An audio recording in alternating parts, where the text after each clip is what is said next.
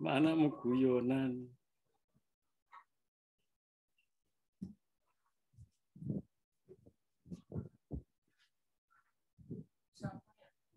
Anakmu itu kalau saya nenggon pengabdian nenggon kiluan. Ya alhamdulillah. Dia ini jadi ajak sama ini ya Bu. Sama tim. Dia ngajak Pak Heni kan Riko. Ya seniornya gurunya kan.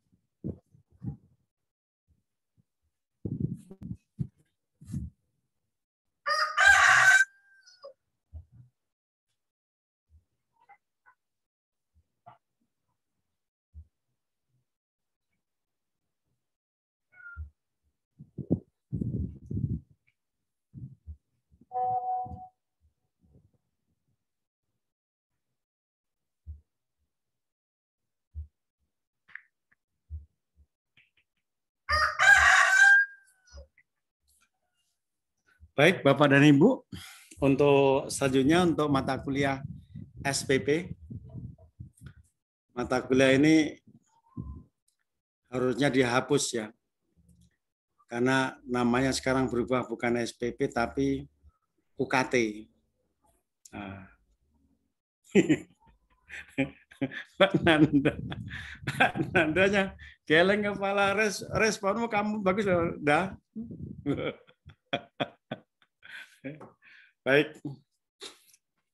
SPP sebagai faktor kriminogen. Ada istilah kriminogen, ada istilah viktimogen. Tahu nggak ada apa itu dah? Bedanya dah? Apa itu kriminogen?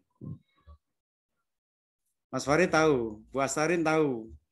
Yang tahu silakan jawab. Kriminogen itu suatu faktor munculnya suatu tindak pidana. Apa Anda? Suatu faktor munculnya suatu tindak pidana. Faktor yang memicu timbulnya suatu kejahatan. Ya. Kalau yang viktimogen, faktor yang memicu timbulnya victim.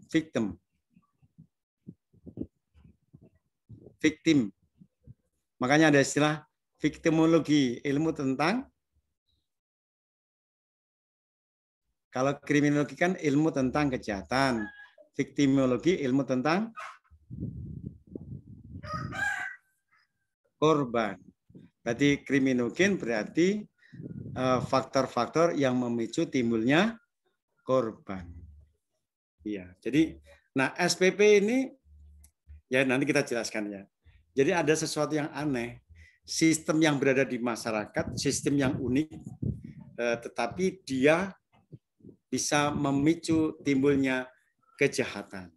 Kita lihat, SPP merupakan bentuk atau suatu sistem yang unik karena perbedaannya dengan sistem sosial yang lain. Berarti tidak hanya sistem peradilan pidana, tetapi juga ada sistem sosial yang lain yang begitu banyak.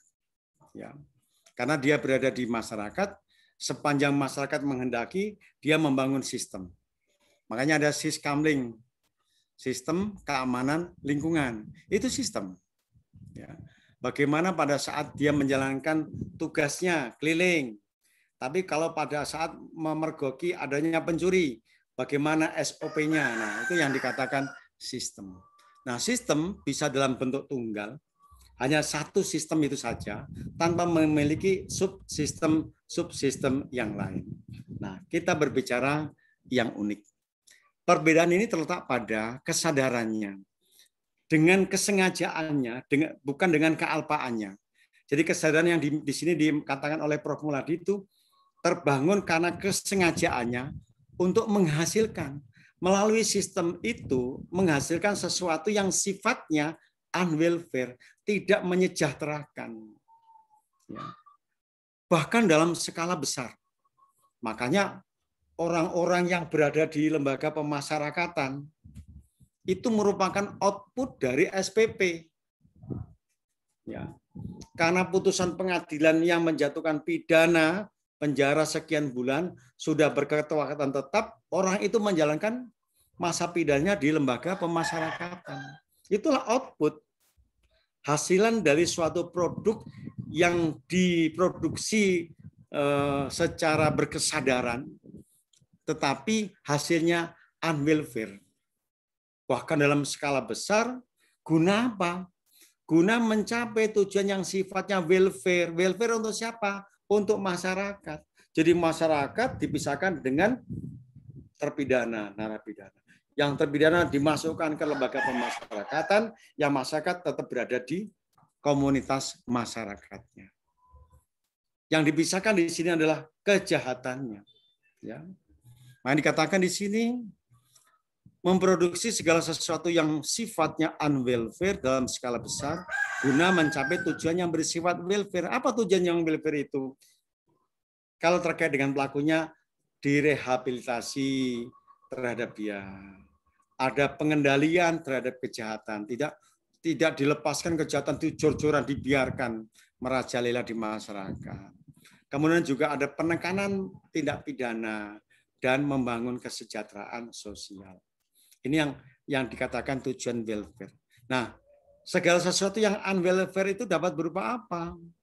Ini penjatuhan sanksi perampasan kemerdekaan. Ada cap jahat kepada pelakunya. Kemudian ada perampasan harta benda karena recovery aset. Harta benda yang selama ini dia kumpulkan ternyata hasil dari korupsi, hasil dari penjualan narkotika. Makanya ada di belakangnya tindak pidana pencucian uang. Dirampas seluruh hartanya untuk negara. Bahkan kadang-kadang hilangnya nyawa manusia karena dia dijatuhi pidana mati dan dieksekusi. Kemudian khusus di beberapa negara berupa penderitaan fisik. Misalnya dipotong tangannya, dihujani dengan puluhan atau ratusan pukulan rotan dan seterusnya. Banyak sekali. Ya, ini unik. Yang kita pelajari itu sesuatu yang menghasilkan dua hal sekaligus, bersifat unwelfare dan welfare itu. Ya. Nah, sehubungan dengan itu, dapat dikaji pula bahwa sebenarnya dalam operasionalisasinya SPP melibatkan manusia baik sebagai subjek maupun objek. Ingat itu. Mana yang sebagai subjek, mana yang sebagai objek. Tapi sama-sama dilakukan oleh manusia. Manusia yang akan dipidana itulah menjadi objek di dalam kajian SPP yang orang-orang atau masyarakat yang dilindungi oleh SPP dialah sebagai subjek dari SPP. Ya. Makanya di dalam sistem ini memang dipandang unik ya. Di satu sisi dia melindungi masyarakatnya dari kejahatan, terutama timbulnya kejahatan yang berikutnya, bahkan termasuk residivis atau pengulangan tindak pidana. Ya. Dengan cara apa? Memisahkan pelaku kejahatan itu ke dalam sesuatu yang bersifat unwelfare, dimasukkan ke LP dan seterusnya. Ya. Sehingga dapat dikatakan bahwa persyaratan utama agar sistem atau SPP itu tersebut dapat bersifat rasional, sistem tersebut harus dapat memahami dan memperhitungkan dampaknya terhadap manusia atau masyarakat manusia, baik yang berada dalam kerangka sistem maupun yang berada di luar sistem. Makanya penggunaan SPP itu sangat harus hati-hati. Ya. Orang yang hanya diduga tidak boleh dimasukkan di dalam SPP. Harus ada kepastian bahwa dia merupakan pelanggar hukum. Dan hukum yang dijatuhkan harus bisa memberikan kemanfaatan dan memberikan keadilan. Makanya kalau ada tesis berjudul analisis terhadap dasar pertimbangan hukum hakim dalam penjatuhan pidana berat terhadap pelaku tindak pidana narkotika, misalnya begitu. Ya. Jadi melihat apa sih dasar-dasar pertimbangan hukum yang dijalankan oleh hakim ini? Ada aspek yuridis, sosiologi, dan filosofis. Ada kepastian hukumnya, ada kemanfaatannya, dan ada keadilannya. Itu tiga hal ini yang dijadikan dasar untuk menjatuhkan pidana terhadap orang. Kenapa orang itu jatuh pidana 8 bulan? Sementara dalam orang yang turut serta, ada yang dijatuhi pidana 5 tahun. Kenapa ada yang 8 bulan, ada yang 5 tahun? Ini yang dikatakan sebagai disparity of sentencing. Penjatuhan pidana yang berbeda terhadap perbuatan yang sama. Kenapa demikian? Nah, disinilah hakim itu memiliki yang namanya strafsud, strafmat, dan strafmodus. Strafsud, dia boleh memilih berat ringannya pidana. Atau kemudian dalam strafmat, jenis pidananya dan modusnya, bagaimana cara menjalankannya. Hakim punya kebebasan. Yang penting dia dalam koridor, misalnya pencurian, 1 hari sampai dengan 5 tahun. Hakim memiliki kebebasan untuk memilih sesuai dengan kualitas perbuatannya. Bisa jadi antara orang A yang dijatuhi 8 bulan, yang B 5 tahun karena kualitas perbuatan yang dilakukannya berbeda. A itu hanya sekedar menunjukkan rumah itulah yang pas untuk dimalingi. Karena apa? Orangnya pergi, tidak ada yang nunggu. Dia hanya sekedar sebagai penginformasi, pembantuan pada pembantuan sebelum kejahatan dilakukan. Nah, yang mengeksekusi wajar kalau dia dijatuhi lebih berat daripada orang yang memberikan informasi. Oke. Lagi yang sistem tersebut harus memahami ya, baik yang berada dalam kerangka sistem maupun yang berada di luar sistem. Nah, sebagai suatu sistem peradilan pidana mempunyai perangkat struktur. Lagi-lagi kita berbicara struktur hukum. Ya. Kita berbicara mengenai substansi hukum. Kita berbicara mengenai kultur hukum. Dalam konteks perangkat struktur atau subsistem yang seharusnya bekerja secara koheren, koordinatif, dan integratif. Tidak bisa antara subsistem dalam criminal justice system itu bekerja mandiri, bekerja parsial. Dia harus bekerja secara koheren, koordinatif, dan integratif agar dapat mencapai efisiensi dan efektivitas yang maksimal. Dibangunnya sistem peradilan pidana dalam hukum acara pidana itu dalam kerangka untuk mencapai ini, agar di dalam penanganan dan penindakan pelaku tidak pidana itu terjadi yang namanya efisiensi, efektivitas yang maksimal. Jangan seperti KPK. KPK dalam undang-undang yang lama itu tidak mengatur mengenai batas maksimal penahanan. Terus kemudian diperbaiki. Batas maksimal itu adalah 2 tahun. Setelah 2 tahun harus dikembalikan ke masyarakat. Ya. Dulu orang semena-menanya seperti RJ Lino itu lebih dari 2 tahun ditahan tanpa ada kepastian hukum terhadap status dia sebagai tahanan. Makanya kalau Pak ini membenarkan, apapun alasannya, profesionalisme harus dikedepankan oleh KPK, termasuk oleh KPK sekalipun. Jangan karena kepolisian, kejaksaan, pengadilan diberi waktu tertentu. Tidak, masa tahanan itu harusnya juga dialami oleh KPK. 2 tahun itu sudah luar biasa. Tanpa ada status hukum yang jelas. Apakah dia nanti akan diteruskan perkaranya ke penuntutan, kemudian pengadilan dijatuh pidana atau tidak, baru masalah eksekusi. Nggak bisa kemudian semena-mena KPK lebih dari 2 tahun, tidak ada perlakuan perubahan status terhadap yang bersangkutan. Ya. Jadi kalau Pak ini karena dari sisi kepastian hukum, ya harus. Jangan seakan-akan tidak ada, kecuali kalau ada komitmen yang lain dari KPK, setelah 8 bulan tidak ada, dia harus diberhentikan. Nah, baru ada pembaharuan semacam itu. Ini 2 tahun. 2 tahun itu seperti orang sudah menjalani masa pidana, padahal statusnya masih apa? Masih tersangka. Ya. Nah, kalau Pak Heni mendukung itu, perubahan itu. Kemudian subsistem ini berupa polisi, jaksa, pengadilan, dan lembaga koreksi. Lembaga koreksi itu maksudnya lembaga pemasyarakatan, ya, baik yang sifatnya institusional maupun yang non-institusional, dan ditambah selain keempat itu penasihat hukum atau bahasa sekarang itu advokat, yang pada awalnya dimasukkan sebagai quasi subsistem. Ya, sekarang dengan adanya undang-undang advokat, di situ dinyatakan advokat merupakan aparat penegak hukum, ya, aparat penegak hukum yang keempat, penyidik, jaksa, hakim, dan advokat. Nah, kalau nanti Pak Farid atau Pak Denny ingin jadi pengacara, setelah disumpah menjadi seorang pengacara, status Bapak adalah aparat penegak hukum yang kedudukannya sama dengan polisi, jaksa, pengadilan, hakim maksudnya itu, ya. Nah, kombinasi antara efisiensi dan efektivitas dalam sistem itu sangat penting. Makanya itu menjadi sebuah capaian. Capaian keberhasilan dari SPP adalah terbangunnya efisiensi dan efektivitas. Sebab belum tentu efisiensi masing-masing subsistem dengan sendirinya menghasilkan efektivitas itu.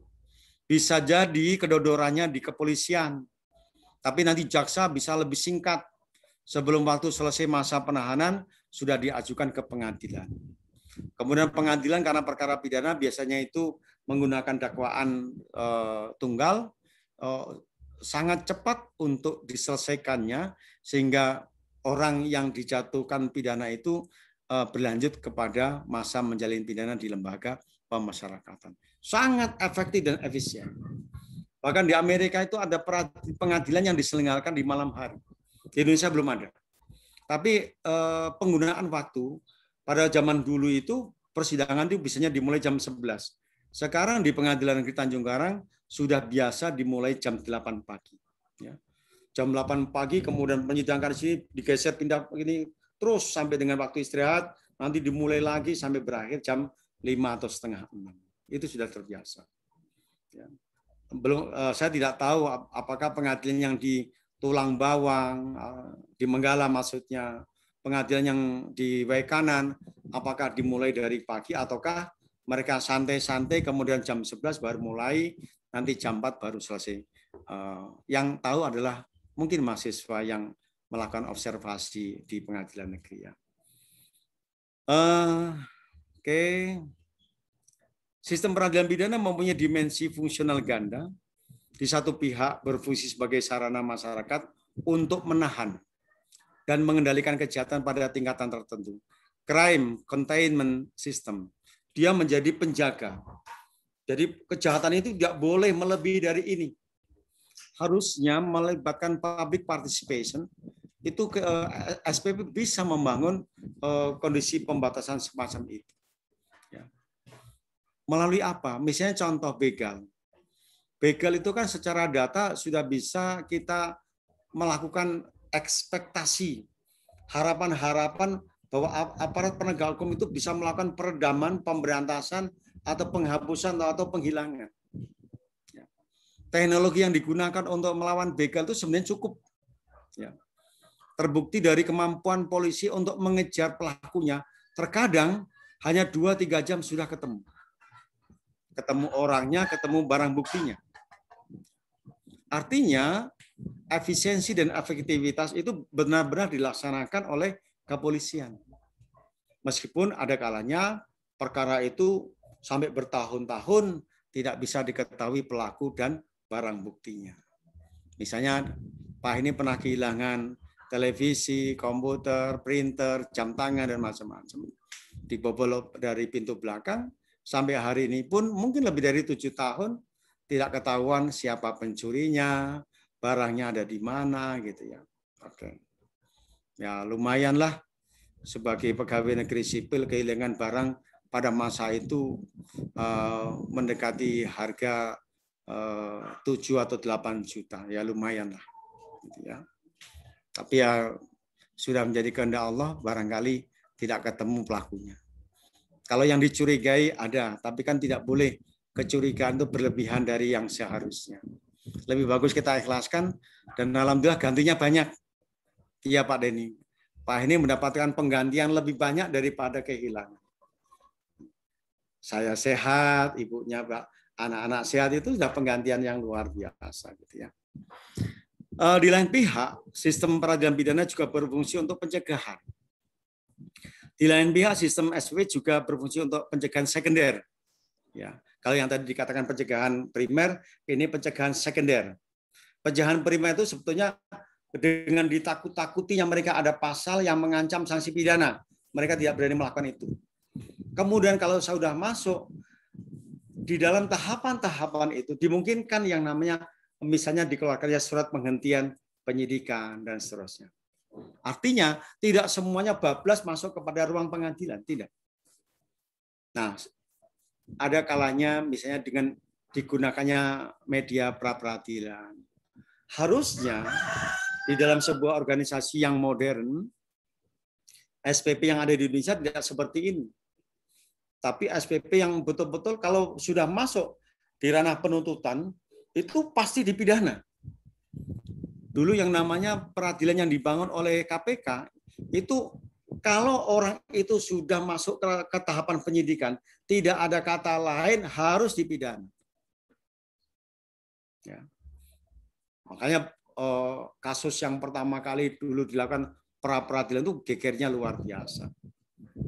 Karena apa? Tidak mungkin KPK berbuat salah, tapi ternyata hakimnya menyatakan pra peradilan itu dimenangkan oleh penggugatnya. Luar biasa. Kemudian yakni mencoba mengurangi kriminalitas di kalangan mereka yang pernah melakukan tindak pidana dan mereka yang bermaksud untuk melakukan kejahatan melalui proses deteksi, pemidanaan, dan pelaksanaan pidana. Deteksi itu sebetulnya bisa kok. Di penyelidikan, bukan penyidikan ya, penyelidikan itu sebenarnya bisa. Kalau suatu perkara tidak bisa dinaikkan ke penyidikan karena kurangnya alat bukti misalnya, itu sudah menjadi satu pertanda deteksi bahwa perkara ini tidak kuat untuk sampai di pengadilan dengan dijatuhi pidana. Makanya harus dihentikan saja dari awal. Maka ada sebuah media melalui pra peradilan tadi. Pra peradilan itu tidak harus digugat oleh pihak korban gitu, dari pihak pelaku. Tapi bisa dilakukan di dalam apa? Di dalam penilaian dan pengukuran perkara itu di lingkup internal kepolisian. Makanya sekarang ada gelar perkara itu. Tapi seringkali gelar perkara menunjukkan untuk dilanjutkan ke tahapan berikutnya. Padahal seharusnya bisa. Itu ruangan Farid kok ada asap lurit. Rumah kamu kebakaran atau gimana? Walah kamu ini rokok apa vape ya. Woi, kamu itu. Pak ini jadi saksi rumah kamu kebakaran repot kamu itu. Iya, cengengesannya. Dinda satu ini. Pak ini ngeliatin dari tadi ngeliatin ke materi kamu saya nggak lihatin tuh. Jangan-jangan mobil kamu yang kalau joknya sih jok itu jok mobil balap ini. Takutnya mobil kamu kebakaran loh, Rit ini, Rit. Yang bener lah, Rit. Ya, Pak ini masukkan di sini ya. Proses deteksi, pemidanaan dan pelaksanaan pidana. Tiga persoalan ini sebetulnya bisa mendeteksi bahwa orang itu akan yakin jadi terpidana atau tidak. Karena polisi memiliki profesionalisme, memiliki logika rasional, memiliki perasaan, memiliki informasi yang didapatkan dari berbagai macam ragam. Mana tindakan polisi yang benar, mana tindakan polisi yang salah itu sudah bisa diukur di dalam gelar perkara. Gelar perkara itu dihadiri orang-orang yang hebat di kepolisian. Pak ini pernah diundang beberapa kali dalam gelar perkara. Saya baru menyadari, demikian sekarang ini kondisi yang ada di kepolisian. Tidak zaman dulu seakan-akan di Reskrim itu sudah berkuasa untuk meneruskan perkara. Ternyata tidak. Di dalam komponen-komponen di kepolisian itu menguji perkara itu. Sampai ada dugaan transaksional tidak di dalam penanganan perkara itu. Luar biasa. Apalagi sampai diputus pengadilan dan pelaksanaan pidana. Sudah dikontrol oleh berapa tahapan? Tahapan penyidikan, tahapan penuntutan, tahapan pengadilan. Kalaupun lembaga pelaksanaan pidana atau lembaga pemasakan atau tadi yang dikatakan lembaga koreksi itu hanya menerima untuk ditempatkan orang menjalankan masa pidana. Makanya dia tidak disebut sebagai aparat penegak hukum. Aparat penegak hukum itu kepolisian, khususnya penyidikan, jaksa penuntut umum, kemudian hakim, dan advokat. Ada 4 yang menjadi aparat penegak hukum. Oke, nah sebagai suatu jaringan atau network. Kenapa dikatakan SW itu network? Sebagai sebuah sistem peradilan pidana, dia memiliki subsistem di dalamnya. Subsistem penyidikan, subsistem penuntutan, subsistem pengadilan, dan subsistem pelaksanaan pidana. SPP mengoperasionalkan hukum pidana sebagai sarana utama. Karena namanya proses peradilan pidana, pidana ini berarti dasarnya adalah digunakannya hukum pidana sebagai sarana utamanya. Nah, dalam hal ini dapat berupa hukum pidana material, hukum pidana formal, dan hukum pelaksanaan pidana. Ini yang dikatakan jenis hukum pidana itu apa di sini? Hukum pidana material, hukum pidana formal, dan hukum pelaksanaan pidana. Kalau Ibu Dr. Ena Dewi menyebutnya Hukum pidana material, formal, dan pelaksanaan. Nah, beliau. Ya. Nah, ada beberapa asas utama yang harus dihayati dalam mengoperasionalkan hukum pidana. Sebab individu harus benar-benar merasa terjamin bahwa mekanisme SPP tidak akan menyentuh mereka tanpa alasan hukum tertulis yang ada terlebih dahulu, yaitu asas atau prinsip kepastian. Tidak bisa orang dimasukkan di dalam sebuah proses peradilan pidana kalau dia tidak dipastikan melanggar hukum pidana di dalam pasal-pasal yang bersangkutan. Nah, di samping itu, atas dasar yang jelas-jelas dibenarkan oleh Undang-Undang Hukum Acara Pidana mengenai apa yang dinamakan asas kegunaan atau asas kelayakan, expediency principle yang berpangkal tolak pada kepentingan masyarakat yang dapat ditafsirkan sebagai kepentingan tertib hukum. Karena orang itu melanggar ketertiban hukum, maka orang itu layak untuk dibawa ke dalam proses peradilan pidana. Atas dasar inilah penuntutan terhadap orang itu, ya, penuntutan pidana terhadap orang itu mendapatkan atau memperoleh legitimasinya. Legitimasi. Sorry, ini sambil diperbaiki. Legitimasi. Ya. Legitimate berarti sah. Menurut hukum menyatakan orang itu sebagai pelanggar hukum pidana. Asas kelayakan ini bisa bersifat negatif apabila penekanan diletakkan pada bentuk peringanan terhadap asas legalitas dan dapat bersifat positif apabila tekanan diarahkan pada kewajiban untuk menuntut. Ya, kecuali dalam beberapa perkecualian yang diberikan oleh undang-undang. Misalnya, perbuatan atau tindak pidananya itu bersifat harta benda, tapi mensyaratkan adanya pengaduan. Misalnya tindak pidana penipuan. Orang yang merasa tertipu harus mengadukan kepada yang berwajib. Nah, apabila yang tertipu itu tidak mengadukan atas kerugian yang dideritanya, maka polisi tidak boleh melakukan tindakan hukum. Bisa dipahami? Ya. Jadi adanya perkecualian itu karena diatur di dalam undang-undang. Bisa di dalam hukum pidana material, bisa di dalam hukum pidana formal, di antara kedua itu. Ya. Kalian harus paham adanya eksepsional yang terjadi itu. Nah, asas ketiga yang tidak kalah pentingnya dalam sistem peradilan pidana adalah asas prioritas.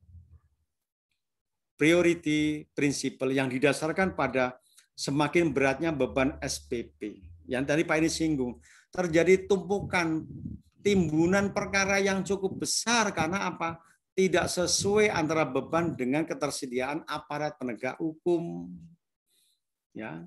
Hal ini bisa berkaitan dengan pelbagai kategori tindak pidana dan bisa juga pelbagai tindak pidana dalam kategori yang sama. Ya.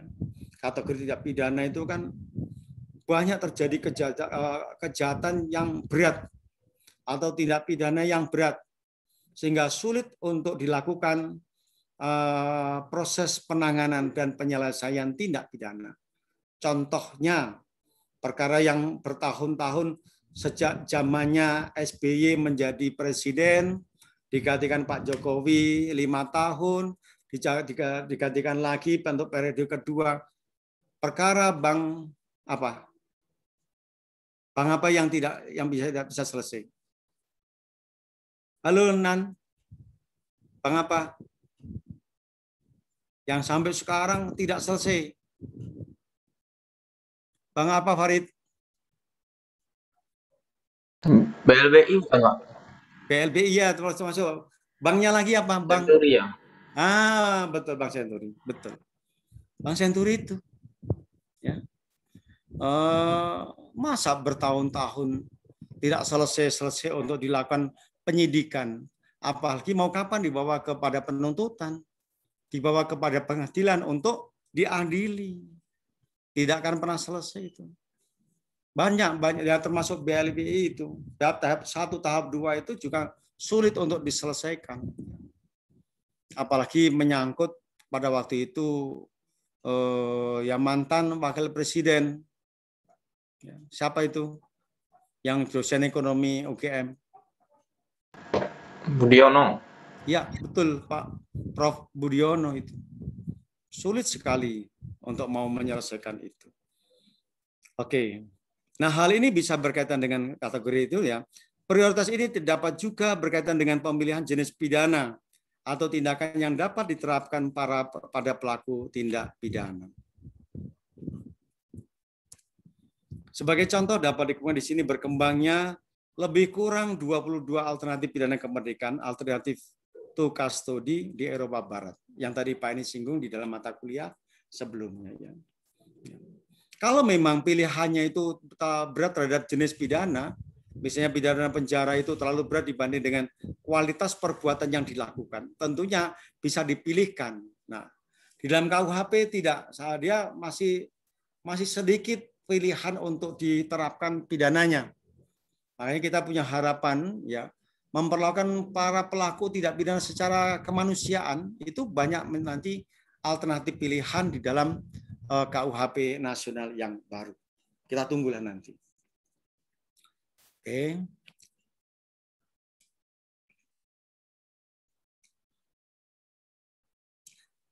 Nah, peranan perundang-undangan pidana dalam sistem peradilan ini sangat penting karena perundang-undangan terus memberikan kekuasaan pada pengambil kebijakan dan memberikan dasar hukum pada kebijakan yang diterapkan. Lembaga legislatif berpartisipasi dalam menyiapkan kebijakan dan memberikan kerangka hukum untuk memformulasikan kebijakan ya, dan menerapkan program kebijakan yang telah ditetapkan. Jadi, semua merupakan dari politik hukum yang pada hakikatnya berfungsi dalam 3 bentuk, yaitu politik tentang pembentukan hukum, politik tentang penegakan hukum, dan politik tentang pelaksanaan kewenangan dan kompetensi. Ya. Ini kurang kata-kata politiknya. Nah, kerangka pemahaman itu sangat penting karena politik sebenarnya mengandung penentuan pilihan atau pengambilan sikap terhadap tujuan-tujuan yang dianggap paling baik, termasuk di dalamnya usaha-usaha untuk mencapai tujuan-tujuan tersebut yang secara operasional mempunyai kedudukan yang strategis terhadap SPP. Sebab hal tersebut memberikan definisi tentang perbuatan apa yang dirumuskan sebagai tindak pidana, mengendalikan usaha-usaha pemerintah untuk memberantas kejahatan dan memidana si pelaku, dan memberikan batasan tentang pidana yang dapat diterapkan untuk setiap kejahatan. Ini penting ya untuk dipahami pada saat Bapak dan Ibu berbicara mengenai sistem peradilan pidana. Ada 3 hal tadi yang Pak ini sebutkan. Tentang perbuatan apa yang dirumuskan, mengendalikan usaha pemerintah, menjatuhkan sanksi pidana, dan bagaimana tentang memidana si pelaku. Kenapa demikian hati-hatinya ya kita dalam menjatuhkan pidana terhadap pelaku. Bahkan sampai orang mengatakan hukum pidana itu menempatkan si pelaku tindak pidana dalam sebagai orang yang terhormat. Padahal hakikatnya dia sebagai pelaku kejahatan adalah orang yang menjadi, maaf ya, menjadi bagian tercelanya dari suatu warga masyarakat. Tapi hukum pidana menempatkan mereka seperti orang yang tidak memiliki kejahatan. Seperti orang yang tidak melakukan kejahatan, seperti orang yang tidak bersalah. Ya, sebelum ada putusan yang menyatakan, itu yang dikatakan sebagai presumption of innocence. Tidak memilih presumption of guilt, ya, praduga bersalah, tetapi praduga yang tidak bersalah. Dengan perkataan lain, perundang-undangan pidana menciptakan legislated environment yang mengatur segala prosedur dan tata cara yang harus dipatuhi di dalam berbagai peringkat sistem peradilan. Ya. Oke, sampai di sini ada pertanyaan dari kalian, dari para mahasiswa? Kenapa Anda? Udah capek dah? Capek dah? Enggak juga, Pak. Udah mau berangkat malam mingguan kalian ini, ya. Izin Pak, Pak, di kanan, Pak. Apa? Pak ini izin Pak, di tanya. Silakan, Rid. Jadi gini Pak, kemarin itu ada teman saya, dia kan bertanya karena saya kan sebagai sarjana hukum. Jadi ada kasus di mana ayahnya itu tadi kan Bapak bersinggung tentang penipuan. Hmm. Jadi ayahnya itu terkena kasus penipuan seperti itu. Hmm. Sedangkan antara ayahnya dengan yang mungkin terduga yang dia tipunya itu ingin berdamai seperti itu, Pak. Ya. Namun pihak kepolisian ini tidak mau melakukan itu katanya. Ini tetap bisa berjalan dalam tanda kutip kalau mau harus ada uang damai dari pihak itu gimana ya Pak? Kalau misalnya memang sama-sama memang mereka berdamai, kalau misalnya si korban ini melakukan cabut perkara tidak bisa Pak ini. Ya, sebetulnya kalau sudah ada ngeyel-ngeyel semacam itu, pertama gunakanlah advokat. Gunakan advokat untuk membantu menyelesaikan masalah. Karena perkara itu kan masih di dalam kekuasaan penyidikan kan, Ya, belum sampai ke pengadilan kan. belum. Nah, di dalam ketentuan KUHP itu diberikan ya sampai kapan seseorang yang mengadukan perkaranya ke kepolisian itu bisa mencabut perkaranya. Nah, bisa jadi begini kalau Pak Heni itu langsung tutup poin saja. Gunakan jasa pengacara untuk mencabut perkara itu dengan pembiayaan orang yang menjadi pelaku tadi. Paham ya, Rit? Jadi jangan si korban itu yang membiayai untuk mencabut perkara di pengadilan. Nah, kesepakatan yang perlu dibangun adalah ada pelaku penipuan, ada korban penipuan. Ya. Nah, korban dan pelaku ini membangun kesepakatan. Kalau memang disepakati perkara ini tidak dilanjutkan, berarti kan ada proses penarikan pengaduan. Upaya itu kan sudah dilakukan oleh korban dan pelaku, ternyata ditolak oleh pihak kepolisian, kecuali ada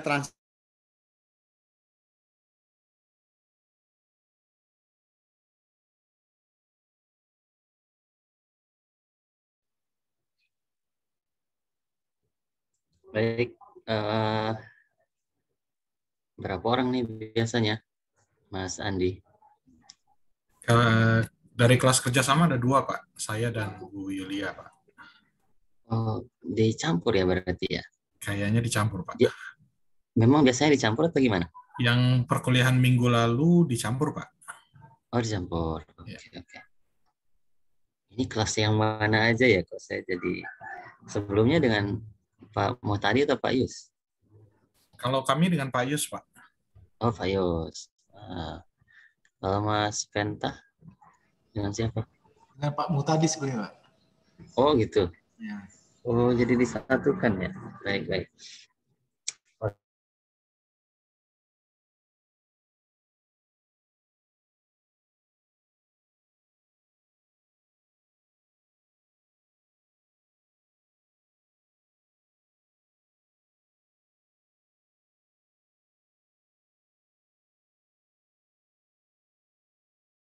kan si korban ini harus tetap tinggi. Dia menjadi orang yang menjadi menguasai terhadap perkara tersebut. Karena dari dialah proses pengaduan itu dimulai atau dari dialah mengakhiri dari pengaduan itu. Ya. Jadi kalau membiayai untuk advokat, membiayai untuk biaya kepolisian, yang menjadi kesepakatan di antara korban dengan penipu. Terutama kalau saya dibebankan kepada penipu. Karena kelakuannya itulah menjadikan ruginya dari pihak korban. Nah, korban jangan mau dikorbankan untuk kesekian kalinya demi keinginan dari si penipu tadi, ya. Jadi nanti advis perkaramu ya tetap mengangkat namanya harkat martabatnya si korban, gitu, ya. Iya. Oke. Ya. Cukup. Ada pertanyaan berikutnya dari Bapak dan Ibu sekalian? Untuk Pak Heni cukup untuk kuliah sampai hari ini.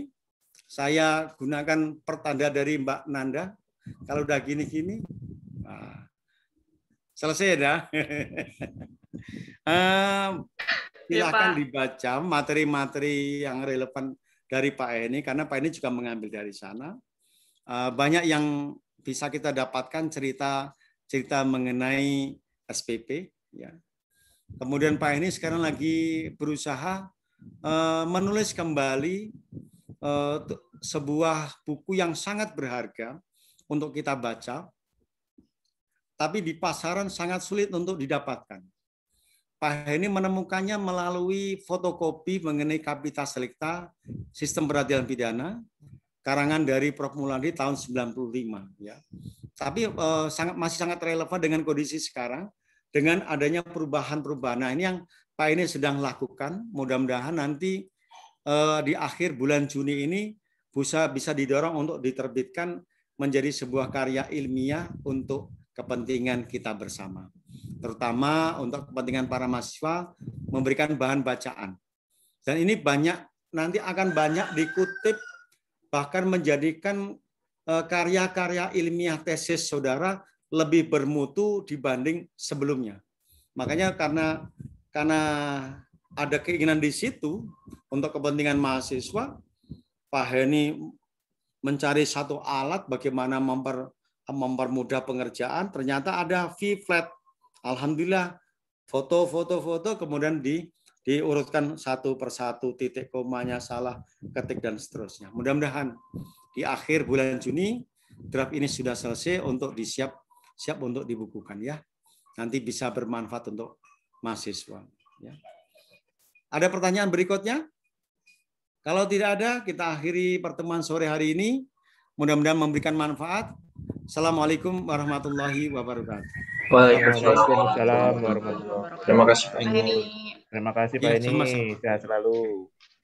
Amin Mas. Pak ini sudah selesai. Udah sehat sekarang. Nah, Anda ketawa terus pokoknya. Wis. semangat loh Pak. Ngantuk gue tuh kalau nggak ini tadi itu ngepet katanya.